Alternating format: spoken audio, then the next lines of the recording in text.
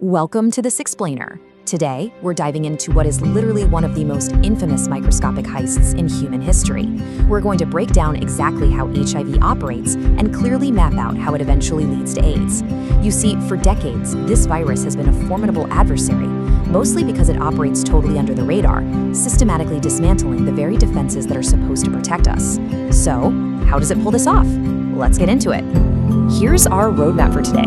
First, demystifying HIV and AIDS. Second, the cellular hijack. Third, the stages of infection. Fourth, how HIV is transmitted. And finally, diagnosis and treatment. All right, Section 1, demystifying HIV and AIDS, clarifying the terms. Let's start by clearing up a really common mix-up right off the bat. People use these two terms interchangeably all the time, right? But they actually describe completely different stages of the exact same battle. HIV is the virus itself, the human immunodeficiency virus. Its one and only goal is to target and infiltrate your immune cells. AIDS, on the other hand, stands for Acquired Immunodeficiency Syndrome. That's not the virus itself. Actually, it's the syndrome, the whole set of complications that happens much later down the line when the immune system just fails. It becomes completely overwhelmed, and without that functioning immune system, the body becomes super vulnerable to infections and tumors that, honestly, it would normally fight off without you even noticing. Also, it's pretty important to know that there isn't just a single type of HIV. There are actually two distinct types out there, HIV-1 and HIV-2. Now, HIV-1 is the big one. It's the primary driver of the global epidemic, and it's the most common strain you'll find in the US and worldwide. HIV-2 does exist, but it's incredibly rare and usually restricted to very specific areas in Western Africa and Southern Asia. Because of that, whenever you hear doctors or the news talking about HIV, you can bet they're almost exclusively referring to HIV-1. Moving on to Section 2, the cellular hijack, a microscopic heist. Okay, let's zoom way in, down to the microscopic level. How does this stealth invader actually pick the lock of our immune cells?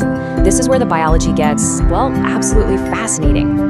HIV specifically hunts down immune cells that wear a little molecular name tag on their surface called CD4. We're talking about your T helper cells, macrophages, and dendritic cells. The virus approaches like a burglar with a very specific set of tools. Step 1. The virus uses a surface protein called GP120 as a key to latch onto the cell's CD4 molecule. Step 2. It uses that same GP120 key to pick a second lock, a co-receptor, usually one called either CXCR4 or CCR5. Step 3.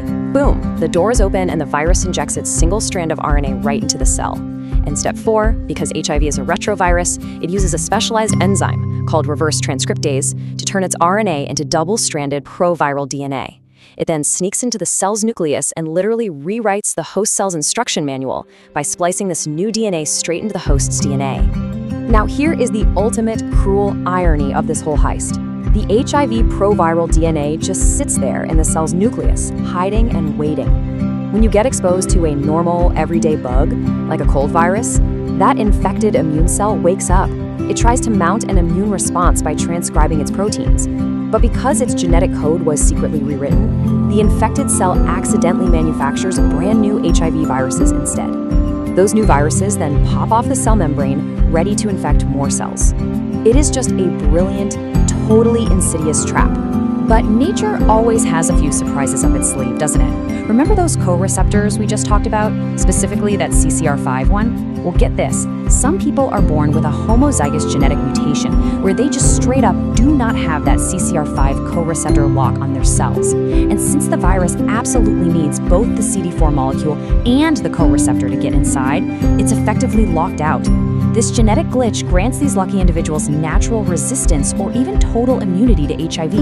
Even folks with a partial mutation have fewer of these co-receptors, which dramatically slows down how fast the disease progresses. Let's look at Section 3, the stages of infection, tracking the progression. So for those without that rare genetic immunity, how does the body respond over time? Think of it in 3 main acts. Act 1 is the acute infection phase. The virus enters the body, gets grabbed by dendritic cells, and is dragged right to the lymph nodes, which unfortunately is like an all-you-can-eat buffet of T helper cells for the virus. It replicates like crazy, causing a massive spike in the virus levels in your blood. During this time, you'd likely feel intense flu-like symptoms for a few weeks. Eventually, your immune system fights back, brings the viral load down, and we enter Act 2, the chronic or clinically latent phase. This is a long, quiet stretch that can last anywhere from 2 to 10 years. Finally, if left untreated, we hit Act 3, AIDS, where the immune system is severely compromised. During that long, quiet, chronic phase, a person might look and feel completely fine, no outward symptoms at all, but beneath the surface, a brutal war of attrition is taking place. The virus is steadily chipping away at the body's defenses, destroying something like 1 to 2 billion T cells every single day.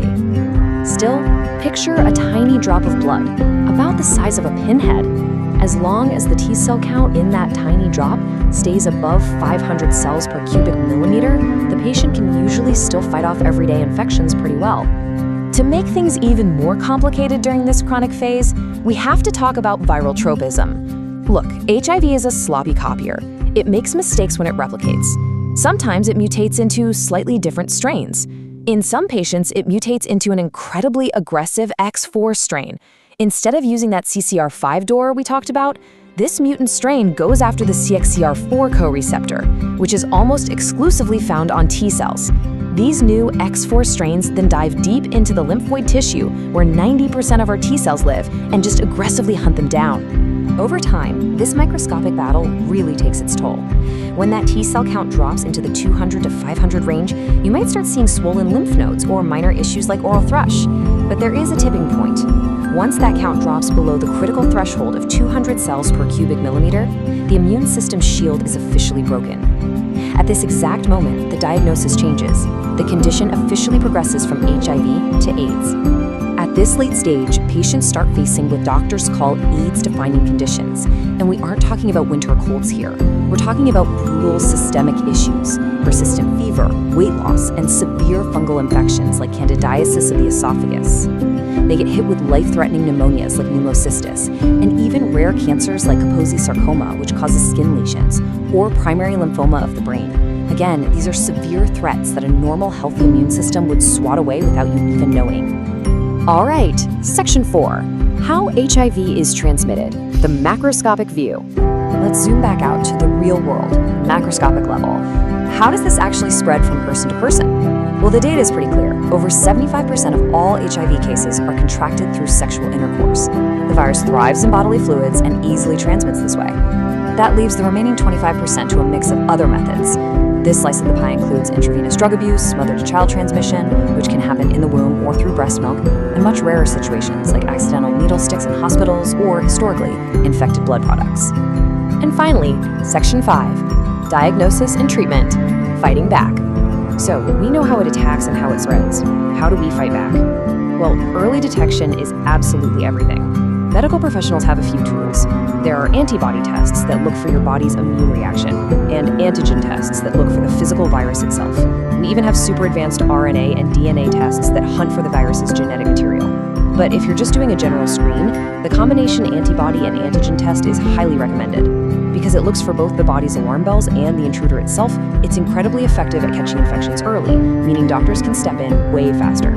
If a test does come back positive, the immediate goal is to freeze the virus in its tracks. Now, there's no cure for AIDS yet, but doctors use a true game changer called antiretroviral therapy, or ART. It's crucial to understand that ART isn't just one magic pill. It's a combination regimen, a carefully crafted cocktail of medicines. By attacking the virus's replication process from several different angles simultaneously, ART basically hits the pause button on the virus. This stops the daily slaughter of T cells, giving the immune system the breathing room it desperately needs to rebuild, fend off other diseases, and let the patient live a long, healthy life. Plus, it drastically reduces the chance of passing the virus to anyone else. It really is incredible, isn't it? To see how human ingenuity has deciphered and tamed this microscopic heist. From mapping out that GP120 key, to monitoring T-cell counts, to inventing life-saving ART cocktails, we've taken a diagnosis that was once universally fatal and turned it into a manageable chronic condition. But because the virus is so good at hiding its DNA inside our own cells, a true final cure remains just out of reach. Which leaves us all wondering, with immunology and genetic medicine advancing faster than ever before, what's the breakthrough that will finally allow us to lock this stealth invader out for good?